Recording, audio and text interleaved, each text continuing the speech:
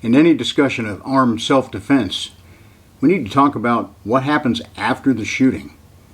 What kind of legal, mental, physical problems are you going to deal with? If you're interested in these topics, stay tuned. We're going to talk about them in just a minute.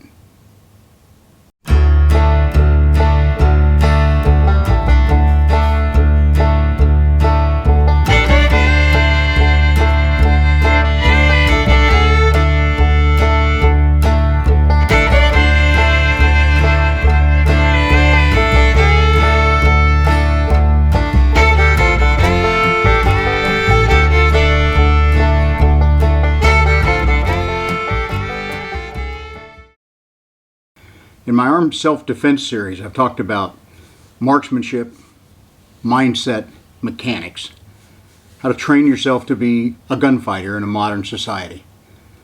But there are some aspects that I cover in my book, Building a Better Gunfighter, and I'll tell you at the end where you can get a copy of this if you're interested. One important aspect I cover in my book is what's going to happen to you after the shooting.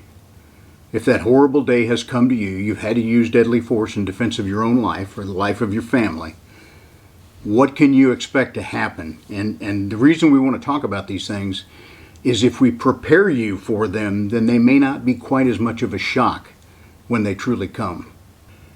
Okay, you've had a bad day. You dreaded all of your life that you may have to use deadly force in defense of your own life or the life of someone in your family. It's happened. What do we need to do now? First of all, finish the fight. Make sure your adversary is out for the count. And if they're not, then you need to either get away from them, disarm them, or in a worst case scenario, shoot them again to make them understand that they have to stop being a bad guy. Now you need to check yourself to see if you might be hit. Okay, so run this quick little checklist. Stay alert. Scan 360 degrees, break your tunnel vision, make sure there are no more bad guys out there. Call for help. Either you or someone you trust needs to get on the phone, call the 911 center, get help on the way, and establish that you are the victim. You are calling in because you were attacked and you had to use deadly force to defend your own life.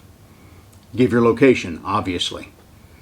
Once that's underway, now you need to turn to yourself. So check yourself. Have you been hit? If you get hit in a muscle group, it may not be bleeding very much right away because of vasoconstriction. If it hurts badly, you probably got hit in a bone. Those tend to be some of the most painful wounds. If you're bleeding profusely from the head wounds do that. They bleed a lot. But if you are still conscious, it's probably not that serious a problem. Because if you got a serious whack to your head, you're going to be out. Treat yourself. If you find that you have been wounded, then do what you need to do to stop the bleeding. Most concealed carry people probably don't carry a tourniquet with them. Do you have one in the car? Can you improvise one out of a belt or something that you have?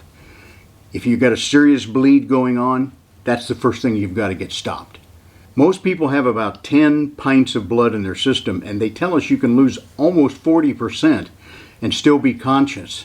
So that means for the average person, you're gonna need to lose a 2-liter pop bottle worth of blood before you're gonna go out. Look at the puddle. If it's not that big a puddle, then convince yourself you're gonna be okay. Okay, stay with us now. Get the bleeding stopped, but you're gonna get through this. You need to holster or ground your weapon as soon as you can. As soon as you know that the threat is over with, get that pistol out of your hands. You've called the police. They're on the way. When they get there, they're going to confront anyone who has a gun in their hand. So that means if you do, for some reason, still have a gun in your hand because you have to hold it on the suspect to keep him at gunpoint, then follow every instruction the police officers give you. Tell them he's still a threat. Put the gun down as soon as you can. Comply with their directions. You're going to be disarmed. You are probably going to be restrained, which means handcuffed, unless your injuries are serious enough to preclude that.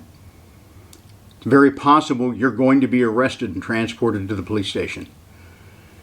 Understand that they're going to happen, and understand that fighting this process is only going to make it worse for you.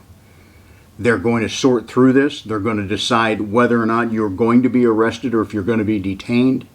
Whatever you do, make sure that you comply with whatever the police tell you to do.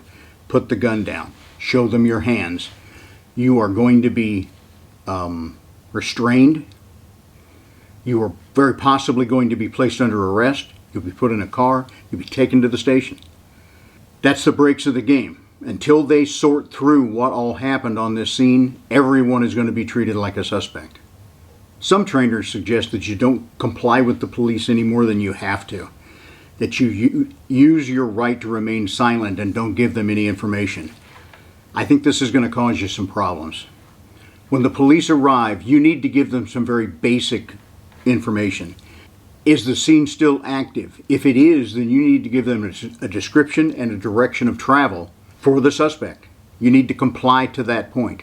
Just like at the 911 call, you need to establish that you are the victim here, that you were forced to shoot your attacker in order to save your life or the lives of other people around you.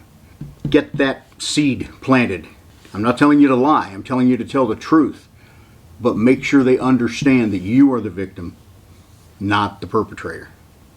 Beyond these kind of preliminary statements, I think you do need to remain silent. Tell them you're going to exercise your right to remain silent. You are not going to answer any further questions until you have legal representation.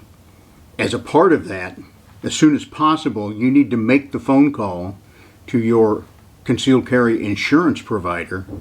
Tell them you need that legal representation and get that process started as much as possible. In today's twisted prosecution environment, it's very possible you could be charged criminally. We're seeing that happen in some of the major cities with the George Soros-backed prosecutors. They're letting the criminals walk while they file charges against the victim who defended themselves. We've seen this in New York, we've seen it in Los Angeles. Eventually these things seem to sort themselves out, but it could be a long, a difficult, and a costly process. That's why you really need some kind of concealed carry insurance. Buy the best you can afford. The kind of mindset you develop in training yourself to be prepared for deadly force will pay benefits afterwards. What I'm talking about here is kind of pre-making that deadly force decision as much as possible. You've got to decide for yourself, under which kind of circumstances am I willing to draw a gun? At what point am I willing to use deadly force to save my own life? By pre-making these decisions, thinking through a lot of what-if scenarios, you can prepare yourself not only for the event itself, but in how you're going to deal with it later. If you have used deadly force and somehow you have come to think that you were wrong in this process, that's going to cause you a lot of problems going on. And I will say right now, it's not a sign of weakness to get some professional counseling after the use of deadly force. Most police departments require their officers to attend at least one session with a counselor just to do a little background screening and see how they're doing with this whole event. What bothers me is the mental health system that we have nowadays has become very liberal. A lot of those counselors feel that if you use deadly force at all, you must be wrong to begin with. So it's imperative that you ask around, that you seek out the right kind of counselor who is going to understand that you did the right thing. You did a horrible thing in a horrible event simply because you had no other choice. We have to go to great lengths sometimes to find those good counselors for our police officers. Do that for your own. Make sure you get the right kind of person if you can. Just as you must prepare in the use of deadly force, you must prepare yourself for the after effects that are going to come. Could you be arrested? Yes. Could you be criminally charged? Yes. Could you be convicted? Yes. This just happened to an officer in Texas who protected himself on duty, yet was found guilty of murder at a trial. Our world is not a straight line. Our world is twisted. Prepare yourself mentally for what's going to come and understand that becoming fully prepared to use deadly force in an armed self-defense situation is not just marksmanship. It's not just mechanics of running the gun. It's not even the mindset of preparing yourself for that deadly event. It's also the mindset of preparing yourself for the aftermath. Okay, these things won't stop once the gun goes off. That's really just when they start. This is Dick Fairburn. Thank you for being with me. If you'd like a copy of my book, all these kind of topics are covered in here, Building a Better Gunfighter. It's available on eBay or at my website, dickfairburn.com. Thank you. Okay, we got them both here now. You ready? Bud got one. Ginger got one.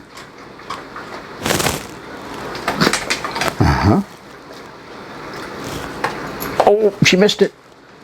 She usually gets them, doesn't she, Bud? Okay, girl, last one. You ready? You ready? Yeah! That's all there is till next time.